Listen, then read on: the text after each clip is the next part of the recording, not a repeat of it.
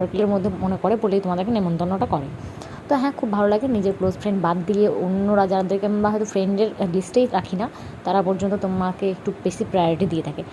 তো এরকমই একটা নেমন্তন্ন বাড়ি খেতে যাচ্ছি আর কি। তো অনেকবার রিকোয়েস্ট করেছে ফ্রেন্ড যেতেই হবে, না গেলে অষ্টমঙ্গলাতে গিয়েও খেয়ে আসতে হবে। তো ভাবলাম চলো বিয়েতেই যাওয়া যাক। ইভেন আমার অন্যান্য ফ্রেন্ডসদেরও যেহেতু নেমন্তন্ন ছিল, তো যাবো আর কি খেতে। অন্য গ্রামে ছিল, মানে পাশের গ্রামে একটু। তো একটু রেডি সেডি হলাম, একটু আগে থেকেই যেতে হবে, দেন ওখানে গিয়ে একটু বসবো, তারপর ছবি টবি তোলা। তোমরা তো জানোই মেয়েদের মানে এই ছবি তোলার ধরনগুলো আছেই। গ্রীষ্মকালের সময় চড়া মেকআপ না করলে কখন যে বরফের মতো গলে যাবে বোঝা মুশকিল।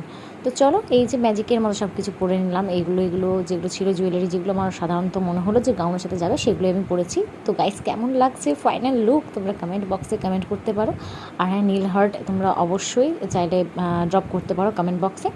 তো গাইস, এখনকার মতো যাই। আর হ্যাঁ, ব্লগ আসছে, সো সাবস্ক্রাইব অ্যান্ড বাই।